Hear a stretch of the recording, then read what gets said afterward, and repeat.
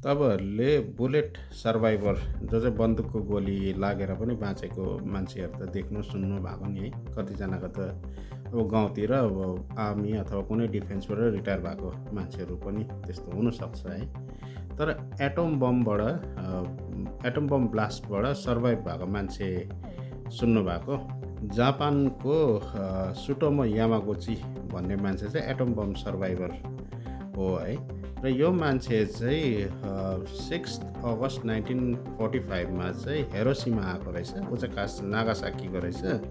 अनि हिरोसिमामा बिजनेस पर्पजको लागि रहेछ। ऊ एउटा इन्जिनियर रहेछ।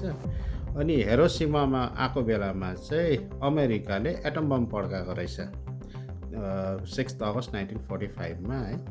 र एटम बमको नाम चाहिँ फेन्टम्यान थियो रहेछ।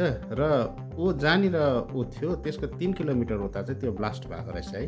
र उसलाई रेडिएसनले भेटेको पनि रहेछ। टाइमिङको लागि उसको भिजन पनि लस्ट भएको रहेछ। तर एउटा सेल्टरमा बसेर चाहिँ त्यहाँदेखि ऊ 7 अगस्तमा चाहिँ उता नागासाकी फर्केर गएको रहेछ है। र 9 अगस्त 1945मा चाहिँ उसले आफ्नो ड्युटी पनि जोइन गरेको रहेछ। र 9 अगस्तमा चाहिँ उसले त्यो जुन चाहिँ 6 अगस्तमा भएको घटनालाई चाहिँ सुपरभाइजरलाई भन्दै गर्दा चाहिँ फेरि त्यहाँनिर एटम बम झारिदिएको रहेछ अमेरिकाले लिटल बोय भन्ने। र त्यो चाहिँ एकदमै उसको अफिसको बाहिर भने सेकेन्ड टाइम पनि उसले एटम बम फेस गर्नु पऱ्यो र त्यहाँबाट पनि ऊ बाँचेको रहेछ। आफ्टर द्याट पनि ऊ धेरै लामो बाँचेको रहेछ। उसको डेथ 4 जनवरी 2010मा भएको रहेछ है।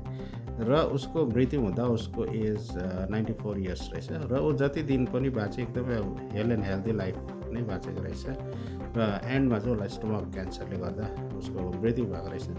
र कतिजनाले चाहिँ उसलाई the luckiest unluckiest man in the world भनेर टाइटल पनि दिएको रहेछ। र भने कतिजनाले चाहिँ द डबल सर्भाइभर भनेर पनि उसलाई एन्टाइटल गरेको रहेछ।